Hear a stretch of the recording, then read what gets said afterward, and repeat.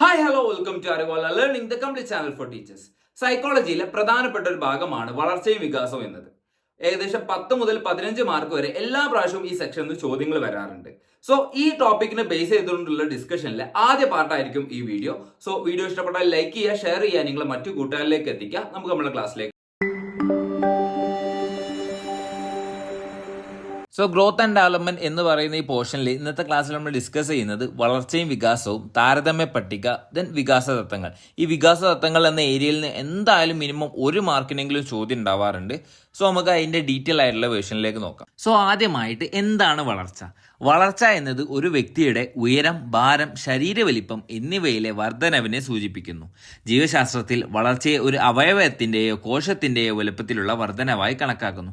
ഇതുപോലെ ബൈഹാർട്ടായിട്ട് പഠിക്കേണ്ടതല്ല, ജസ്റ്റ് എല്ലാം മനസ്സിലാക്കി വെക്കേണ്ട കാര്യങ്ങൾ മാത്രമാണ്. ദെൻ വികാസം ഒട്ടേറെ മേഖലകളിൽ ഉണ്ടാവുന്ന മാറ്റമാണ്. പ്രധാനമായിട്ട് താഴെ കൊടുത്തവയാണുള്ളത്. ശാരീരികം, വൈജ്ഞാനികം മീൻസ് കോഗ്നിറ്റീവ്, വൈകാരികം, സാമൂഹികം, ഭാഷാപരം, നൈതികം എന്ന് പറഞ്ഞാൽ മോറൽ ആയിട്ടുള്ളത്.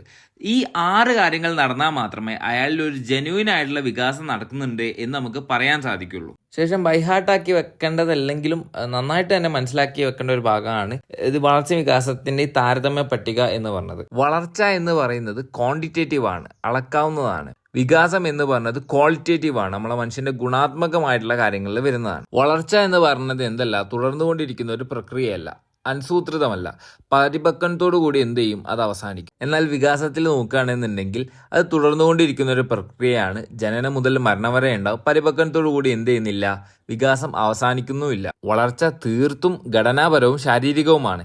എന്നാൽ വികാസം ശാരീരികം മാത്രമല്ല, അത് സാമൂഹിക, വൈജ്ഞാനിക, വൈകാരിക, സാമൂഹിക, മാനസിക ഘടകങ്ങൾ ഉൾക്കൊള്ളുന്ന സമഗ്രമായ വളർച്ച കൂടിയാണ്. വളർച്ച എന്ന് പറയുന്നത് ബാഹ്യമായ മാറ്റങ്ങളായിരിക്കും. വികാസം എന്ന് പറഞ്ഞാൽ എന്താണ്, ആന്തരികമാണ്, നമ്മളെ ഉള്ളിൽ നടക്കുന്ന കാര്യമാണ്.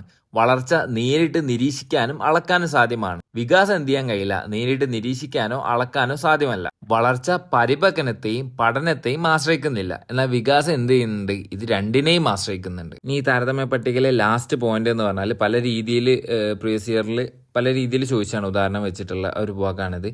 ഒന്ന് നന്നായിട്ട് നോക്കുക.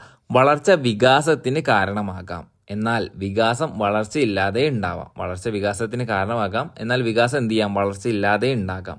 പല രീതിയിൽ ഉദാഹരണം കൊടുത്തിട്ട് ചോദിക്കാറുണ്ട് ഈ ഭാഗത്ത് നിന്ന് കേട്ടോ. വികാസം എന്നത് ജീവിതത്തിലുടനീളം നടക്കുന്ന മാറ്റമാണ്. വികാസം പൂർണ്ണമായി അളക്കുക പ്രയാസവുമാണ്. വികാസം എന്നത് ശാരീരിക മാറ്റത്തോടൊപ്പം എന്താണ്, മറ്റു പല മേഖലകളിലും കൂടിയുള്ള മാറ്റമാണ്. ഈ കാണുന്നവയാണ് വികാസ തലങ്ങൾ, ഡയമെൻഷൻസ് ഓഫ് ഡെവലപ്മെന്റ്. വൈകാരിക വികാസം, ശാരീരിക വികാസം, ഭാഷാ വികാസം, നൈതിക വികാസം, വൈജ്ഞാനിക വികാസം, സാമൂഹ്യ വികാസം. ഇത്രയും കാര്യങ്ങളാണ് dimensions of development. Growth and development എന്നതിൽ അടുത്തൊരു ഭാഗമാണ് വികാസ തത്വങ്ങൾ എന്ന് പറഞ്ഞത്. ഒന്നാമതായിട്ടുള്ളതാണ് development is a continuous process. അതായത് ഗർഭധാരണം മുതൽ മരണം വരെ എന്ത് ചെയ്യുന്നുണ്ട്, വികാസം നടക്കുന്നുണ്ട്. വ്യക്തി വ്യത്യാസം അനുസരിച്ചിട്ട് എന്ത് ചെയ്യും, വികാസത്തിന്റെ അളവ് അല്ലെങ്കിൽ തോത് മാറുകയും ചെയ്യും. വികാസം ഒരു ഗതി നിയമവും പിന്തുടർച്ചയും പാലിക്കുന്നുണ്ട്. അതായത് ഇപ്പം ശൈശവത്തിലുള്ള ഒരു കുട്ടി പെട്ടെന്ന് കൗമാരത്തിലേക്ക് നേരെ എത്തുകയല്ല ചെയ്യുന്നത്. സാധാരണ അനുവർത്തിച്ച് വരുന്ന 2 വികാസക്രമങ്ങൾ. ഈ ഏരിയ വളരെ ഇമ്പോർട്ടൻ്റ് ആണ്. മുൻകാല വർഷങ്ങളിൽ നിന്ന് ഈ ഭാഗത്തു നിന്നും ചോദ്യങ്ങൾ ചോദിച്ചിട്ടുണ്ട്. ഒന്ന്, ശാരീരിക വികാസത്തിൽ തല മുതൽ പാദം വരെ എന്ന ക്രമം, സെഫലോകോർഡൽ സീക്വൻസ് എന്ന് പറയും. 2, ശരീരമധ്യത്തിൽ നിന്നും വശങ്ങളിലേക്ക്, സാമീപ്യ ദൂരാവസ്ഥ ദിശാക്രമം അല്ലെങ്കിൽ പ്രോക്സിമോഡിസ്റ്റൽ എന്ന ക്രമം, അത് പാലിക്കുകയും ചെയ്യും. വികാസം സഞ്ചിക സ്വഭാവത്തോട് കൂടിയതാണ് അല്ലെങ്കിൽ ക്യുമുലേറ്റീവ് ബിഹേവിയർ. ആദ്യം ഉണ്ടാവുന്ന വികാസങ്ങൾ കൂടിച്ചേർന്ന് തുടർന്നുള്ള വികാസം സാധ്യമാകുന്നു. വികാസം സാമാന്യത്തിൽ നിന്നും വിശേഷതയിലേക്ക് കടക്കുന്നു, സ്ഥൂലത്തിൽ നിന്നും സൂക്ഷ്മതയിലേക്ക്, എന്ന് വെച്ചാൽ ജനറൽ ടു സ്പെസിഫിക്. ഉദാഹരണമായിട്ട് നവജാത ശിശു സ്ഥൂലമായാണ് പേശികൾ ചലിപ്പിക്കുന്നത്. വികാസം സംഭവിക്കും തോറും സൂക്ഷ്മപേശി ചലനം സാധ്യമാക്കുന്നു. ഉദാഹരണമായിട്ട് 1-2 വയസ്സുള്ള കുട്ടി നിലത്ത് കിടക്കുന്ന ഒരു പെണ്ണെടുക്കാനായിട്ട് നമ്മളെ കൈപ്പത്തി മുഴുവൻ ചലിപ്പിക്കുമ്പോൾ അത് സ്ഥൂലപേശി ചലനമാകുന്നു. ഇത് 2 വിരലുകൾ ഉപയോഗിച്ച് എടുക്കാൻ പഠിക്കുമ്പോൾ അത് സൂക്ഷ്മപേശി ചലനവുമാകുന്നു. മുൻകാല വർഷങ്ങളിൽ ഈ ഒരു ഏരിയയിൽ നിന്നും ചോദ്യങ്ങൾ ചോദിച്ചിട്ടുണ്ട്. 5ാമതായിട്ട് വികാസം പാരമ്പര്യത്തെയും പരിസരത്തെയും ആശ്രയിച്ചിരിക്കുന്നു. Product of heredity and environment. നമ്മളുടെ ഗ്രോത്ത് എന്ന് പറയുന്നത് നമ്മളെ ചുറ്റുപാടിനെയും നമ്മളുടെ ജനറ്റിക്സുമായിട്ട് റിലേറ്റഡ് ആണെന്നാണ് പറഞ്ഞത്.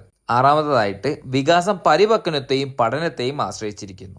ഏഴാമത് വികാസം രേഖീയമല്ല മറിച്ച് ചാക്രികമാണ്. എട്ടാമതായിട്ട് വികാസം പരസ്പരം ബന്ധപ്പെട്ടിരിക്കുന്നു, ഇന്റർ റിലേറ്റഡ് ആണ്. ശാരീരികാരോഗ്യം മാനസികാരോഗ്യത്തെ പുഷ്ടിപ്പെടുത്തുന്നു. ശാരീരിക വൈകല്യങ്ങൾ മറ്റെല്ലാ വികാസങ്ങൾക്കും പ്രതിബദ്ധമായിട്ട് തീരുന്നു. വികാസം പ്രവചനീയമാണ്, പ്രെഡിക്റ്റബിൾ ആണ്. ഒരു നിശ്ചിത പ്രായപരിധിയിൽ ഓരോ വികാസ മേഖലയിലും വികാസം എത്രത്തോളമാണെന്ന കണക്കുകൾ നിലനിൽക്കുന്നുണ്ട്. ഗതിയിൽ വികാസത്തിന്റെ വ്യക്തി വ്യത്യാസം ഉണ്ടായിരിക്കും. ഓരോ വ്യക്തിയും വിഭിന്നമാണ്. ഈ വ്യത്യാസം വികാസത്തിന്റെ ഗതിവേഗത്തിലും പ്രതിഫലിക്കുന്നു. പിന്നീടുള്ളതാണ് ചില നിർണായക ഘട്ടങ്ങളുണ്ട്. ശൈശവം ചാലക വികാസത്തിന്റെയും കൗമാരം ലൈംഗിക വികാസത്തിന്റെയും ഘട്ടമാണ്. വികാസ തത്വങ്ങൾ എന്നുള്ള ഇത്രയും ഭാഗമാണ് ഇന്നത്തെ ക്ലാസ്സിൽ നമ്മൾ ഡിസ്കസ് ചെയ്തത്. ബാക്കി നമുക്ക് നമ്മൾ അടുത്ത വീഡിയോയിൽ ഡിസ്കസ് ചെയ്യാം. സോ വീഡിയോ ഇഷ്ടപ്പെട്ടാൽ ലൈക്ക് ചെയ്യുക, ഷെയർ ചെയ്യുക, നിങ്ങളെ മറ്റു കൂട്ടുകാരിലേക്ക് എത്തിക്കുക. ദിസ് ഇസ് അറിവുള്ള learning. Thank you for watching.